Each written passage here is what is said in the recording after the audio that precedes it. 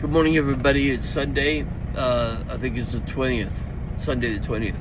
I wanted to talk a little bit about what had happened just recently. I think from the best I know, the oligarchs took TikTok away. The oligarchs' representative passed a law that said no more TikTok. I don't think that'd be happening if we were a government of by and for the people.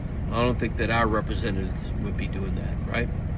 And I want to talk about a video that I saw early this morning about a woman who lives in the Northwest, and she was talking about how it was that she was making a little bit of money on TikTok, and it's too bad that they're taking it away, and that she went to a protest in her local community. She felt community, and she felt really good about that because she was teaching her daughters that there's a way to fight back, there's a way to protest against, what's going on.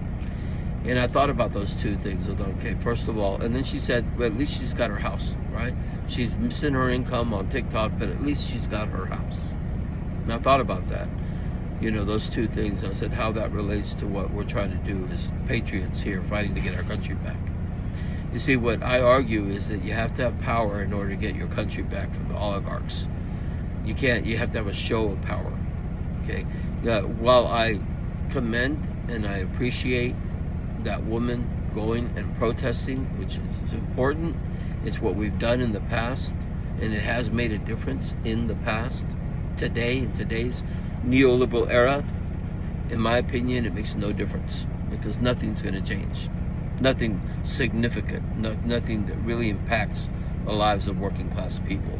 I come to that realization in the 1990s when I was working for a repair tech, as a repair tech for AT&T, and I recall telling the membership in a meeting that our problem isn't our company giving us a good contract where we get a decent raise and the cost of living, that matches the cost of living, and also how it is that more and more as years go by, the cost of healthcare goes high and high.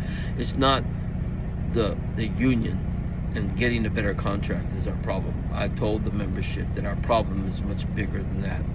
And by then I'd already understood what neoliberalism was, and I told them that's what we got to fight. So back then I hadn't formulated the strategy yet, but here it is. You know the strategy. You're familiar with it.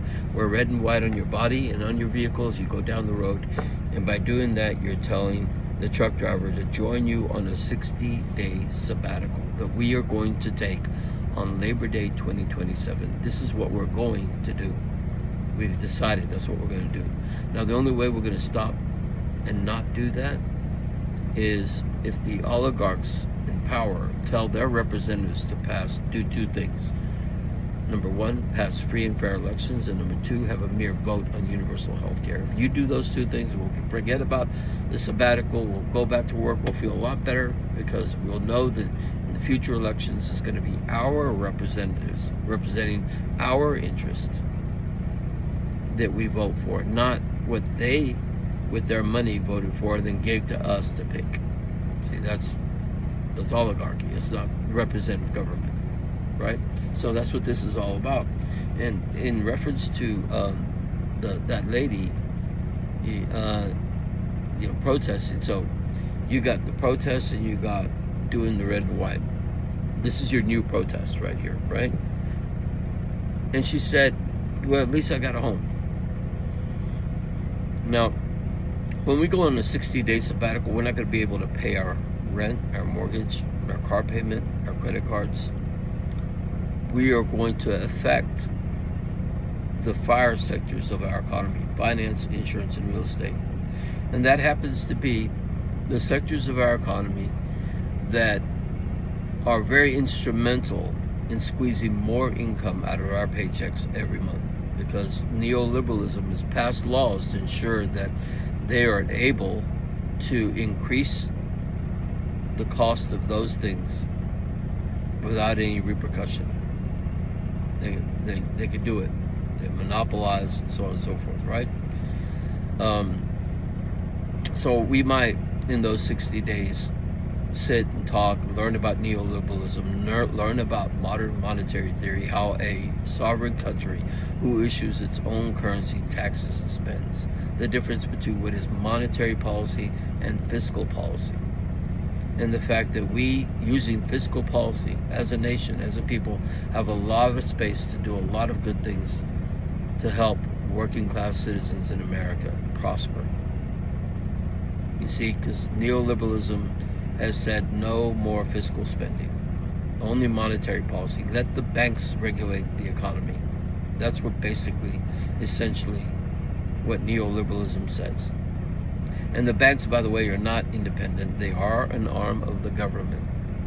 And we will and can pass laws that will restrain the banks from being reckless, like we did in the early part of the 20th century with the Glass-Steagall Act. We can have a 21st century Glass-Steagall Act, but it won't happen with the oligarchs' representatives in power.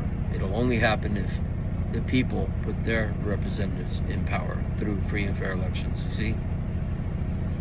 So it takes courage to do this, because the lady was pretty secure and pretty confident. You could tell it in the way she was speaking that at least she had her house.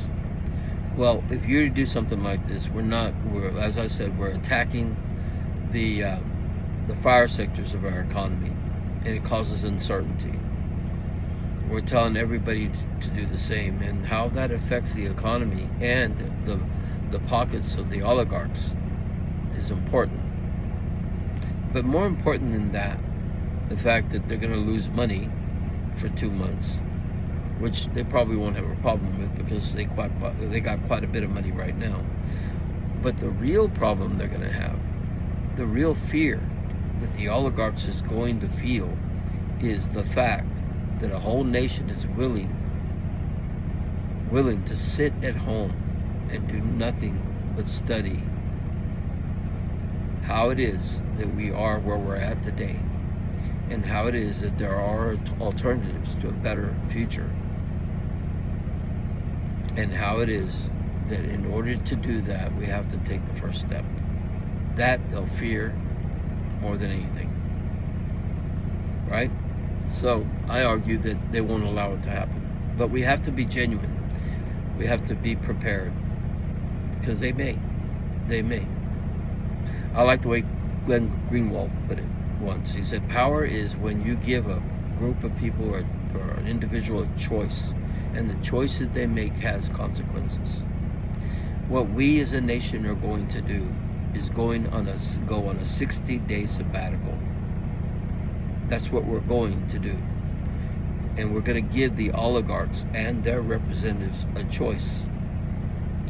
In order to stop us from the 60-day sabbatical, give us two things. First, free and fair elections according to one Lawrence Lessig, who didn't ask for this, but who we can trust to know what that is and what that looks like. And number two, a mere vote on universal health care.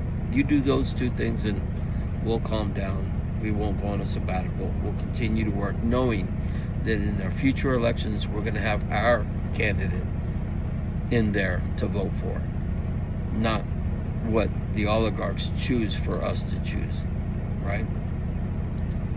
So there's your choice. That, my fellow citizens, is power, and that is the only way you're going to get your country back, through power. But you have to have courage. Courage is doing something that you're afraid, that makes you fearful. It's a fearful thing to think about, that you're going to be behind on your credit cards and your credit is going to go to crap. That's a fearful thing. But consider the implications of that. Our whole country is run on credit, by design, by the way. Now, if everybody has bad credit, today you cannot rent an apartment if you have bad credit. Now, if the whole nation has bad credit, how are you going to rent an apartment? If you don't have the income to pay your mortgage for 2 months, maybe we'll decide to make that 6 months.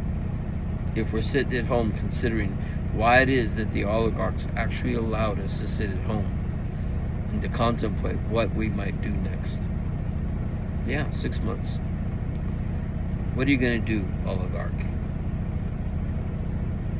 You know what you're going to do is pack up your things, give us our country back and live to fight another day. But it takes courage. Now let's see if I can do this right.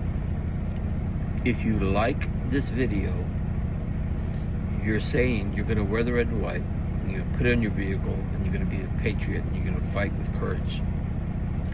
If you share this video, it's because you are starting to be comfortable about knowing how we got where we're at is through neoliberal ideology. And you're a little bit more comfortable about the basics of modern money, how that works, modern monetary theory. And you're willing to call it whatever you want, right? Whatever you want. You can call it free the slaves, as long as you do those 4 things, cover those 4 things.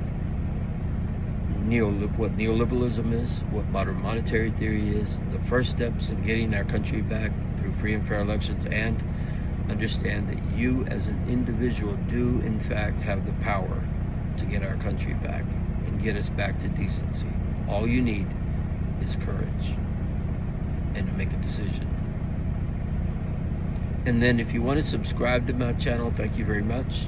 I have a lot of channels, a lot of things to say, hopefully, and I'll try to post at least twice a week. And I'll try to lighten up a little bit, because I tend to be a little monotone, you could say, and a little boring, but I do my best to get your attention and to give you the courage and encourage you to follow through in this strategy. So yeah, and make your own video, make your own post, call it whatever you want, but let's fight back together. Smile, everybody, smile. It's a good day. It's Sunday the 20th or the 19th. I think it's the 19th. I'm going to find out really soon. Our future is really bright if you have the courage to fight. Ha! There you have it.